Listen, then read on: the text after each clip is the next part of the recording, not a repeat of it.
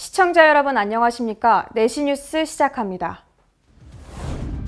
더불어민주당과 미래통합당은 국립 5.18 민주묘지를 찾아 참배했습니다. 지난 20일 국회 본회의에서 이른바 과거사법 개정안이 통과됐습니다. 강북구는 아파트 경비원의 근무 환경 개선을 위해 종합대책을 세웠습니다. 한국여자바둑리그 보령머드팀이 창단했습니다. 장수구는 야생동물로 인한 농작물 피해를 막기 위해 예방시설 설치를 지원하기로 했습니다. 첫 소식입니다. 최근 미국과 중국의 관계가 점점 악화되고 있습니다. 코로나발 신냉전으로도 불리는데요. 도널드 트럼프 미국 대통령이 화웨이에 대한 제재를 연장하고 중국과의 모든 관계를 끊을 수 있다고 말한 데 이어 중국은 인민일보를 통해 미국과의 새로운 무역협정이 필요하다며 1차 협정의 무효화 가능성을 내비쳐 두 나라 간의 갈등이 심화되고 있습니다. 이에 양극 의존도가 높은 한국 역시 큰 타격을 입진 않을지 우려의 목소리도 나오는데요. 미중의 코로나 냉전을 각 언론사는 어떻게 보고 있을지 살펴봤습니다.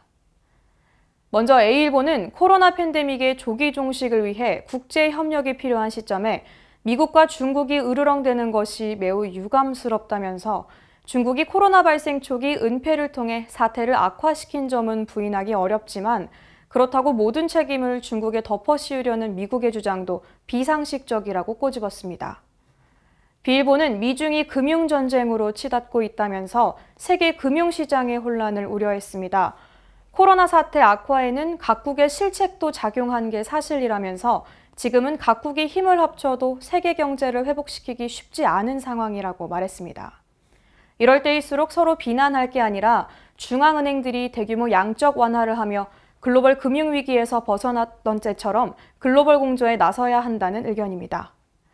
C일보는 수출의 약 40%를 차지하는 G2 의존도를 낮추고 동남아, 인도, 유럽 등으로 수출선을 다변화해야 한다고 주장했습니다. 미중 관계 악화에 따른 업종별, 시장별 파장을 고려해 시나리오별 대응책을 마련해야 한다고도 강조했습니다. D일보는 미국은 한국 안보의 보루이고 경제 분야에선 중국의 비중이 큰 상황에서 그동안 줄타기를 하는 듯 전략적 모호성을 유지해왔지만 점점 양자택일의 압력이 가중되고 있다고 말하면서 정부가 미중 신냉전 시대에 제대로 대비하고 있는지 의문을 드러냈습니다. 전략적 밑그림 없이 남북 간 교류 협력과 시 주석의 방안에만 관심을 쏟고 있는 것 아니냐며 외교, 안보, 경제 전략을 총체적으로 재점검해야 한다고 덧붙였습니다. 이미 고고도 미사일 방어 체계를 배치했을 때 우리는 중국의 강한 경제 보복을 당한 적이 있습니다. 고래 싸움에 새우등 터지지 않도록 냉철하게 판단하고 분석해 경제의 외교 방면으로 철저히 준비해야겠습니다. 다음 소식입니다. 지난 20일 제20대 국회 사실상 마지막 본회의가 열리면서 지난 국회의 국정 운영에 대한 평가와 21대 국회에 대한 기대가 엇갈리고 있습니다. 이에 대한 각 언론사들의 의견 살펴봅니다. 우선 A일보는 총체적 낙제점을 받고 막 내린 국회라고 표현하며 여야 간 협상의 정치는 실종되고 수위 정치만 득세한 4년이었다고 비판했습니다. 더불어 21대 국회는 본연의 입법부 기능부터 회복하며 국민의 신뢰를 되찾아야 한다고 말했습니다. 이에 B일보 또한 20대 국회는 극한 대결의 동물국회거나 아무것도 하지 않고 놀고 먹는 식물국회, 둘 중 하나였던 경우가 많았다면서 이로써 국회에 대한 시민들의 불만은 임계점에 이르렀다고 꼬집었습니다. C일보는 여러모로 역대 최악이라는 뒷말을 낳고 있는 국회라며 20대 국회의 저조한 법안 처리율을 크게 비판했습니다. 민생 안건을 포함한 법안 15,000여 건을 처리하지 못했기에 결국 유종의 미를 거두지 못한 채 막을 내린 셈이라는 건데요. 더불어 이러한 20대 국회의 후진적 민낯을 다음 국회에선 다시 보지 않길 원한다며 새 국회는 첫걸음부터 심기일전해야 함을 강조했습니다. 거여 소야구도인 21대 국회는 일방적 주장 대신 합의를 일구는 수기 민주주의의 진면목을 보여주길 바란다며 기대감을 나타냈습니다. 전반적으로 칭찬보단 비판의 목소리가 컸던 20대 국회, 이어지는 21대 국회에선 이를 타산지석 삼아 더욱더 협치의 정신을 보여주는 정치를 보여주길 기대해봅니다. 국민이 물으면 정부가 답하는 국민청원, 국정 현안과 관련해 누구나 청원을 제기하고 국민 다수의 목소리를 모을 수 있는데요. 20만 명 이상의 동의를 받으면 정부와 청와대 관계자들의 답변을 받게 됩니다. 오늘 소개해드릴 내용은 사기 동물 학대를 일삼은 유튜버의 대학교 재적을 요구한다는 청원입니다. 유튜브가 새로운 뉴미디어 채널로 급부상하면서 구독자들을 끌기 위한 자극적인 콘텐츠가 이따금씩 문제가 되고 있습니다. 최근 수의과 대학생이 유기동물을 구조해 분양하는 영상을 올리면서 구독자 수 50만 명을 돌파하며 인기를 끌었습니다. 그런데 유기동물인 줄 알았던 강아지와 고양이는 돈을 주고 산 것이고 이 동물들을 학대했다는 혐의로 이 학생은 경찰에 고발됐습니다. 청원자는 우선 펫샵 고양이들을 유기 고양이로 조작한 것에 큰 분노를 표하며 매번 다른 상황을 연출해 사람들을 속이고 유기 고양이들을 위한 후원금을 받은 것에 대한 책임을 물어야 한다고 주장했습니다. 또한 수월한 영상 촬영을 위해 동물들을 굶기는 일이 비일비재했고 폭력 또한 서슴지 않았다는 사실을 크게 비판했습니다. 나중에 고통받을 동물들과 보호자들을 위해서라도 이런 사람이 수의사가 돼선 안 된다며 현재 재학 중인 수의대에서 제적돼야 한다고 주장했습니다. 해당 청원에는 25일 오후 1시를 기준으로 6만 7천여 명이 공감했습니다. 한 주간의 국회 소식입니다. 올해는 5.18 민주화운동 40주년을 맞은 해입니다. 문재인 대통령은 헌법 개헌안에 5.18 민주화운동의 정신을 담겠다고 밝혔는데요. 여야는 어떤 입장일까요? 지난 18일 양당은 국립 5.18 민주묘지를 찾아 그 의미와 정신을 다시 되돌아봤습니다. 5.18 민주화운동 40주년을 맞아 지난 18일 더불어민주당의 지도부가 광주로 내려가 현장 최고위원회를 열었습니다. 민주당은 5.18 진상규명을 피력하며 5.18 왜곡에 대한 강력한 처벌과 5.18 정신을 헌법 전문에 담아야 한다고 강조했습니다. 이어 당 지도부는 21대 국회의원 당선인 전원과 함께 국립 5.18 민주묘지에 참배했습니다. 한편 미래통합당의 주호영 원내대표 역시 21대 국회의원 당선인들과 5.18 민주묘지를 찾아 참배했습니다.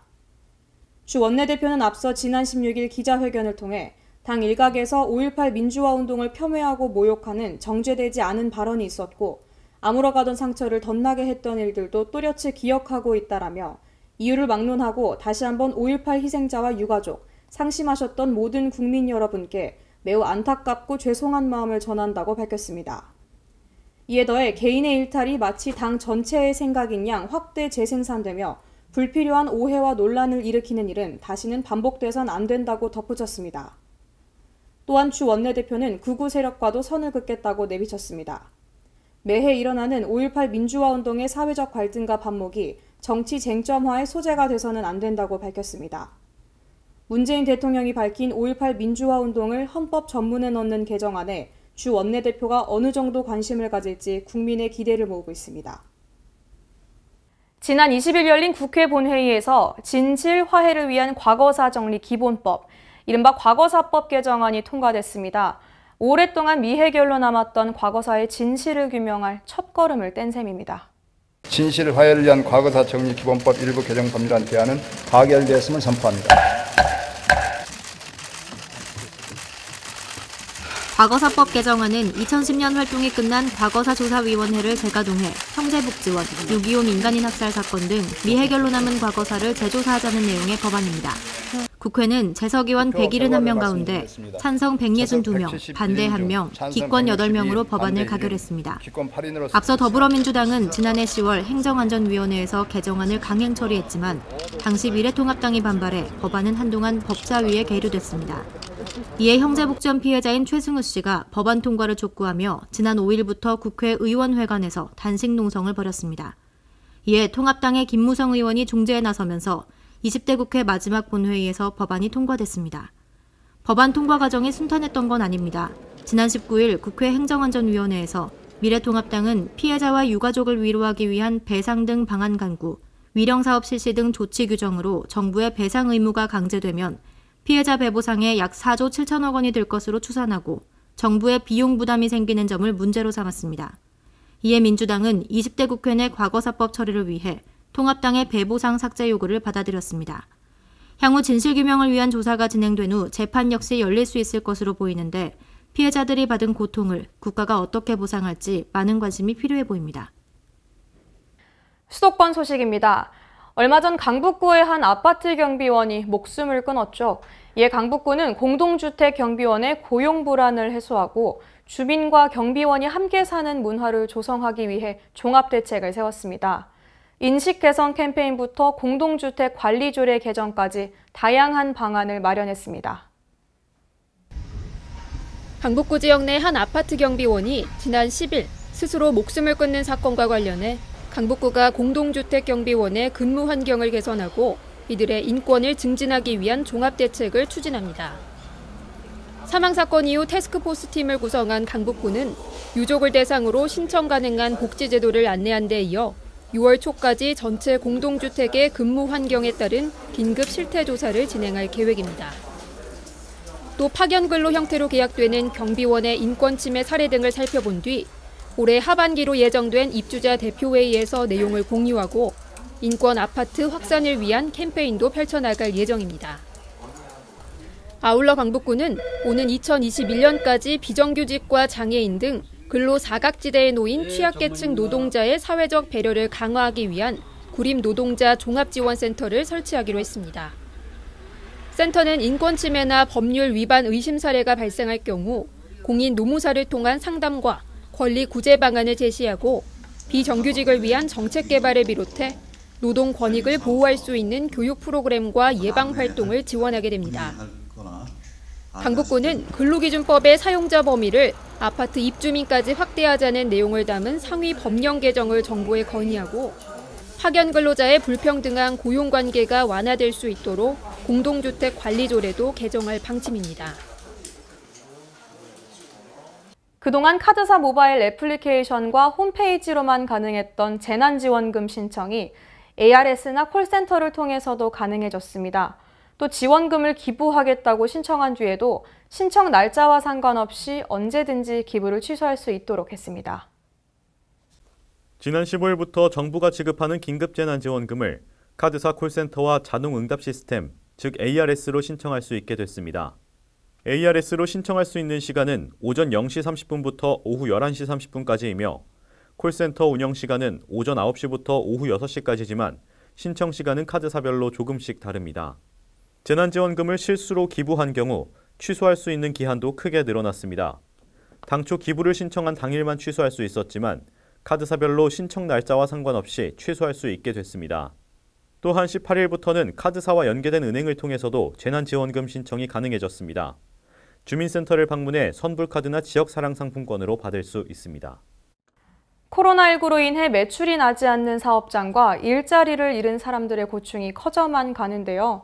성남시 노사민정협의회는 코로나19 경제위기 극복과 고용 안정을 위한 공동선언문을 발표했습니다. 지난 12일 성남시청에서 성남시 노사민정협의회가 공동선언문을 발표했습니다. 이날 선언에는 은수미 성남시장과 박인수 한국노총 성남지역지부 수석부위원장 등 성남 지역의 경제를 이끄는 각계의 지역사회 대표가 참석했습니다.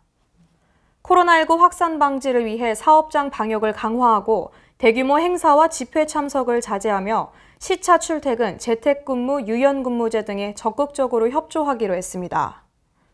고용 안정과 노동 취약계층 지원을 위해 해고 대신 근로시간을 단축하고 근로자 지원 사업의 지급 기준을 완화하는 등의 대책을 마련했습니다.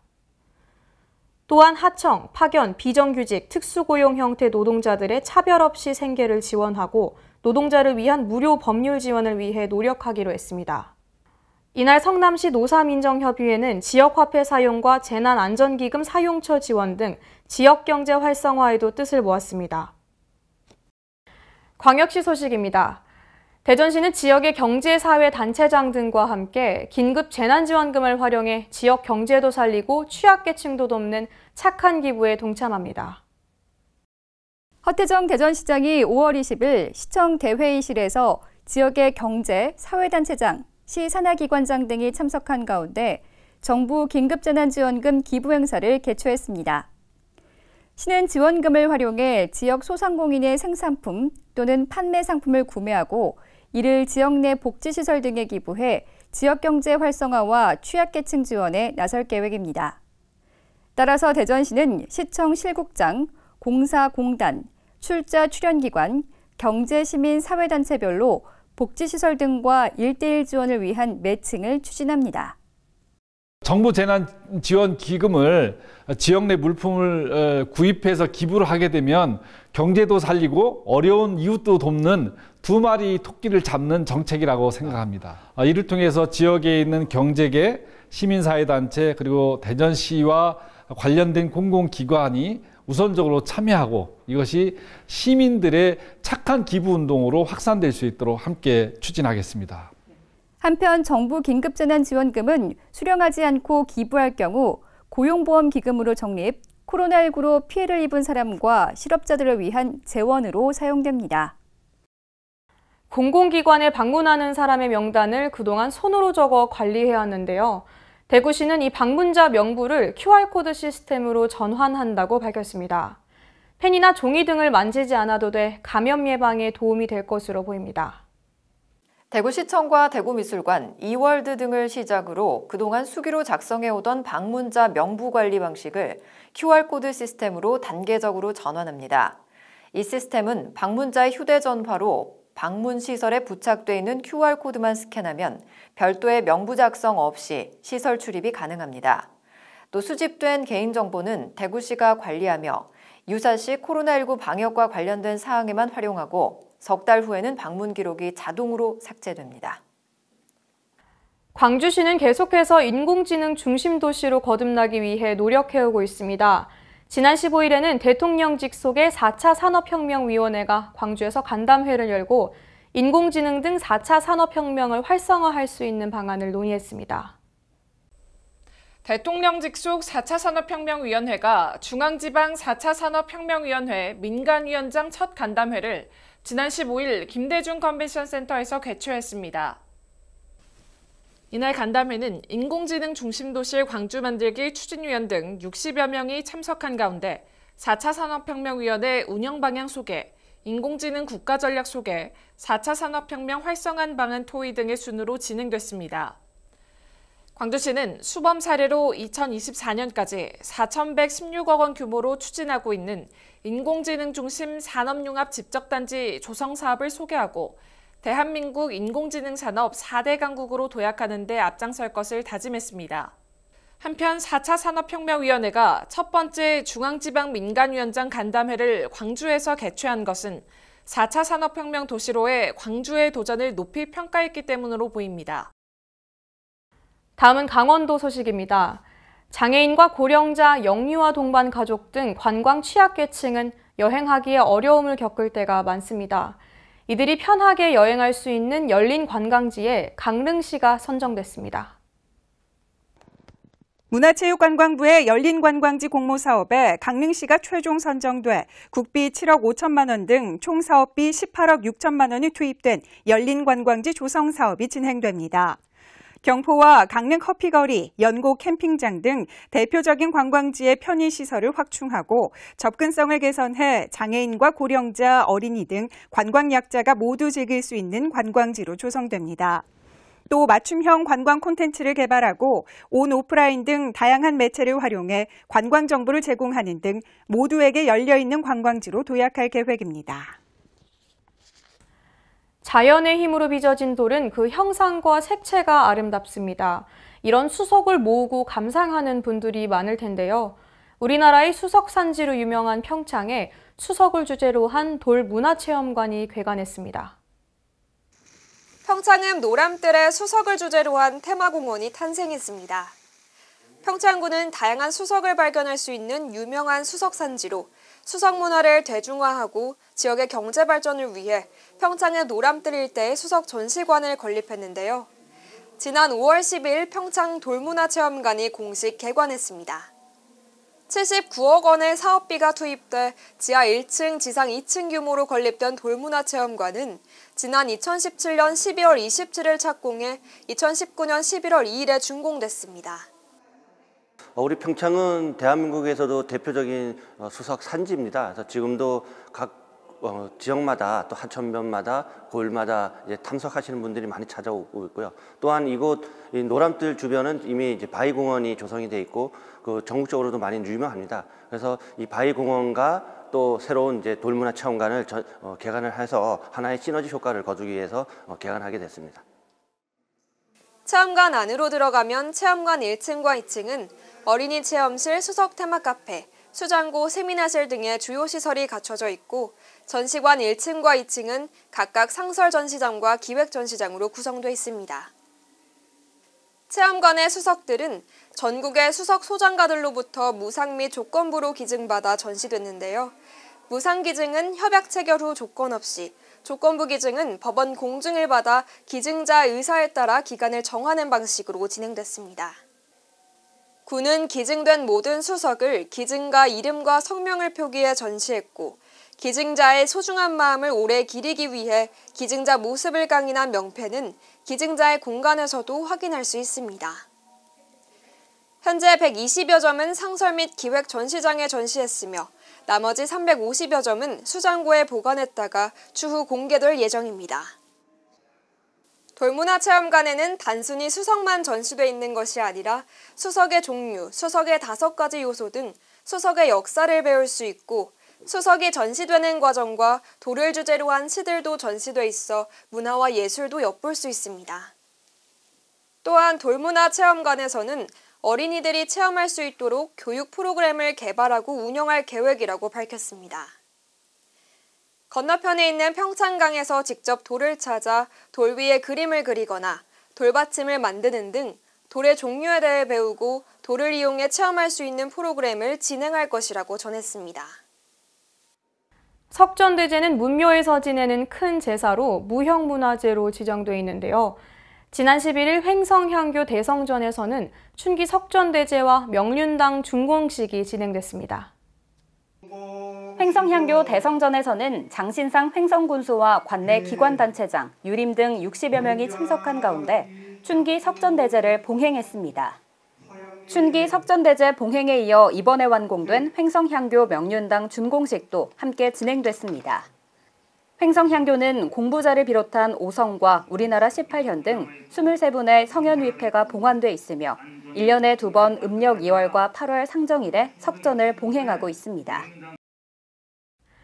충청도 소식입니다. 다목적 방사관 가속기 유치. 치열한 경쟁 끝에 충북 오창으로 결정됐죠. 우리나라 미래 첨단 산업을 주도할 방사관 가속기 구축을 지원하기 위해 과학기술정보통신부와 충청북도, 청주시가 업무 협약을 체결했습니다. 이번 협약식은 첨단 산업기술 확보 및 기초원천 연구를 위한 다목적 방사관 가속기 조기 구축을 위해 이루어졌습니다. 세 개 기관은 추진 현황 정보 공유, 충청북도의 부지 조성 계획 및 지원 방안 발표 등을 통해 방사관 가속기 구축 지원 협력 방안을 논의하고 상호 이해를 증진하는 시간을 가졌습니다. 이 오창에서 구축되는 방사관 가속기가 세계적인 그런 가속기로 하는데 모든 지원을 아끼지 않도록 그렇게 하겠습니다. 아울러 MOU를 통해 부지 확보 및 개발, 가속기 이용자 협의회 육성과 지원 등에 대해 협력하기로 결정했습니다. 국내 여자 랭킹 1위인 최정 구단을 비롯해 우수한 선수들로 구성된 한국 여자 바둑리그 보령 머드팀이 창단했습니다. 지난 18일 보령시청에서 김동일 시장과 한국기원 관계자 및 선수단이 참석한 가운데 보령 머드팀 창단식을 가졌습니다. 보령 머드팀은 문도원 3단이 감독을 맡고 보령 출신의 랭킹 1위인 최정 구단 등 모두 5명으로 구성됐습니다. 보령시는 프로 바둑대회 참가 및 운영, 대회 유치를 통해 지역경제 활성화에 크게 기여할 것으로 기대하고 있습니다. 한편 2020 한국 여자 바둑리그는 10월까지 진행되며 보령 머드팀이 참여해 신의 한 수를 선보이게 됩니다. 네, 8개 팀이 한국 여자 바둑리그에 들어오게 됐는데요. 최소한 포스트 시즌까지는 올라가도록 노력하겠습니다. 좋은 선수들이랑 함께 하니까 충분히 가능할 것 같고 응원 많이 부탁드립니다. 보령머드 파이팅! 경상도 소식입니다. 물금 신도시 내 부산대학교 양산 캠퍼스 유휴 부지는 그동안 방치되었는데요. 이 부지를 활용해 양산시민 건강숲이 조성돼 시민들의 자발적 성금으로 나무와 꽃을 심었습니다. 부산대 양산 캠퍼스 첨단 산악단지와 실버 산악단지 예정지였던 둘레 약 4km 구간인 이곳에는 지난해 양산시가 부지를 정비하고 새마을회가 자발적인 시민 성금 운동을 펼쳐 메타세커이어와 시목인 이팝나무 등 1,300여 그루를 심었으며 시 초하류 육모장에서 직접 생산한 샤스타데이지, 금계국 등 야생화 모종 20만 본도 식재돼 시민들의 발길이 이어지고 있습니다. 그동안 방치돼 왔던 이곳은 2018년 김일권 시장이 취임하면서 부산대와의 협의를 통해 시민 편의를 위한 주차장을 조성하고 무료로 개방하는 등 시민 건강숲 조성 사업을 진행해 오고 있습니다. 포항시는 생활 속 거리두기 기조에 맞춰 공공시설을 단계적으로 개방하고 있습니다. 미술관과 도서관을 비롯한 문화시설, 체육시설 등이 부분 운영에 들어갑니다. 포항시는 코로나19 확산으로 무기한 휴관 중이었던 공공체육시설을 순차적으로 개방하기로 하고 11일부터 실외 체육시설을 개방했습니다. 이와 함께 시는 생활 속 거리두기의 정착 등 재반 상황에 따라 실내 체육시설의 개방도 검토합니다. 또 지난 2월 20일부터 휴관에 들어갔던 포항시립미술관도 82일 만인 12일부터 온라인 사전 관람 예약을 통해 관람객들을 맞이하고 있습니다. 거리두기 전시 관람 방식으로 운영되는 포항시립미술관은 온라인 사전 관람 예약 시스템을 구축하고 시간대별로 20명씩 선착순 예약을 통해 관람을 진행합니다. 이에 더해 포항시립도서관과 작은 도서관도 13일부터 부분 개관했습니다. 포은중앙, 영암, 대잠 등 5개 시립도서관과 책 소독기를 보유하고 있는 5개 작은 도서관의 자료실을 개방하고 있습니다. 포항시는 공공시설의 단계적 개방과 함께 생활방역단의 공공시설 방역 활동 강화로 코로나19 감염 예방에도 총력을 다하고 있습니다. 다음은 전라도 소식입니다. 전주의 한 건설 현장에서 나온 사토. 군청에 신고도 하지 않고 매립됐는데 사이사이에 유리 조각 등이 섞여 있었습니다. 강석훈 기자가 보도합니다. 전북 원주군 삼례읍의 한 토지. 이곳에 매립된 사토들 사이사이에 두꺼운 유리 조각들이 박혀 있습니다. 이 사토들은 전주 에코시티 건설 현장에서 나온 것들입니다. 당초 건설 원청사는 A업체에 사토 운반 관련 하도급을 줬는데 이 A업체는 B업체에게 사토 운반을 맡겼습니다. 이 과정에서 완주군청에 신고하지 않고 이곳에 사토가 매립된 걸로 확인됐습니다. 근데 이제 엄격히 말하면 현장에서 다 허가를 받고 진행을 해야죠. 어느 정도 규모가 있는 현장이라 하면은. 전주시청 에코시티 전담팀 관계자는 현재 에코시티에서 발생하는 사토 운반과 매립 사항에는 관련이 없다고 설명했습니다. 저희는 그 사토장을 인허가 이런 관련이 없거든요. 해당 매립 현장에는 모래와 자갈 등도 섞여 있어 폐아스콘도 같이 매립한 게 아니냐는 지적도 나오고 있습니다. 지금 당연히 그것은 이제 토양 오염에 직결된 부분이죠. 또 특히 이제 비가 오고 나면 이제 또 물 같은데 해가지고 침출수가 나오게 돼 있고, 그럼 그것이 계속 이제 밑으로 그 토양 깊숙이 침투돼가지고 토양 오염에 그 심각한 요인이 됩니다. 건설 원청사 관계자는 인터뷰에 응하지 않겠다는 입장을 밝혔습니다. 해드릴 의향은 없어요. 그럼 인터뷰는 따로. 건설 현장에서 지속적으로 발생하는 깜깜이 불법 행위들. 우려 섞인 목소리는 해마다 나오지만 관련 대책은 전무한 상황입니다. 지금까지 전북에서 강석훈이었습니다. 애써 키운 농작물이 야생동물로 인해 피해를 보면 농가의 시름이 깊어질 수밖에 없는데요. 장수군은 이를 방지하기 위해 피해 예방시설의 설치를 지원하기로 했습니다. 김가연 기자입니다. 장수군이 멧돼지, 고라니 등 야생동물로 인한 농작물 피해를 예방하기 위해 야생동물 피해 예방시설 지원을 추진합니다. 지원시설은 전기 울타리 및 능형 울타리 설치며 신청은 이달 말일까지 각 읍면에서 접수하게 됩니다. 군은 신청 농가를 대상으로 6월 9일까지 현지 조사를 거쳐 매년 반복인 피해가 발생하는 지역이나 작목 현황, 피해 면적 등을 감안해 대상자를 선정하고 설치 비용의 60%를 지원할 예정입니다. 장수군 관계자는 농가 소득 보전을 위해 시행되는 야생동물 피해 예방시설 지원 사업인 만큼 어려움을 겪는 농가에 큰 도움이 되길 기대한다고 말했습니다. 지금까지 전북에서 김가영이었습니다. 이순신 장군의 치열한 전투를 그린 영화 명량의 후속작이 곧 촬영에 돌입하는데요. 이 영화 촬영장이 여수에 만들어집니다. 여수시는 영화 제작사와 촬영장 조성을 위한 업무 협약을 체결했습니다.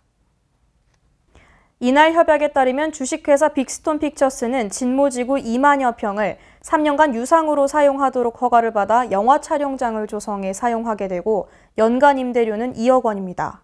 여수시는 영화 촬영장 조성에 필요한 행정 절차를 적극 이행하고 지역경제 파급 효과를 고려해 3년간 8억 원의 성과급을 지원하기로 했습니다.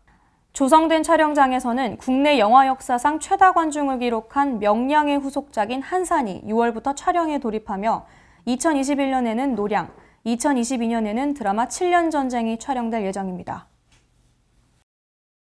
세계 소식입니다.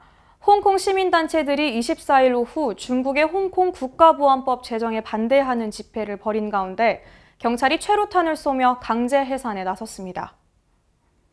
AP통신은 수백 명의 홍콩 시민들이 도심 코즈웨이베이에 모여 집회를 시작했으며 이 과정에서 경찰이 해산을 요구하며 최루탄을 발사했다고 전했습니다. 앞서 홍콩 매체들은 홍콩 시민들이 집회를 연 뒤 완차이 지역까지 이동하면서 홍콩 보안법과 국가법 제정을 비판하는 이른바 악법 반대 대행진을 벌이기로 했다고 전했습니다. 이에 맞서 홍콩 경찰은 집회 예정 장소 주변에 8천여 명을 배치하고 시위가 시작되는 즉시 체포하겠다고 밝혔으며 특히 성완 지역에 있는 홍콩 주재 중국 연락판 공실 주변에는 장갑차까지 배치했습니다. 일본에서 악플에 시달리던 20대 여자 프로레슬러가 숨진 채 발견됐습니다. 이를 계기로 인터넷 공간에 무차별적으로 나도는 악성 댓글을 경계하는 목소리 또한 커지고 있습니다.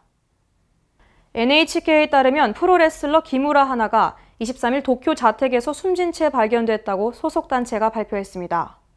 여자 프로레슬러로 이름이 알려진 기무라는 한 리얼리티 방송 프로그램에 출연하면서 비난성 댓글에 시달려온 것으로 알려졌습니다. 이 때문에 소속단체가 기무라의 사망 이유 등을 자세히 공개하진 않았지만 악성 댓글에 따른 스트레스와 연관될 죽음일 것으로 일본 언론은 전하고 있습니다. 태국에서 2살 배기 아들이 아프다며 SNS를 통해 네티즌의 도움을 요청했던 한 여성이 사실은 아이가 아파 보이도록 표백제를 먹였다는 의혹이 제기됐습니다.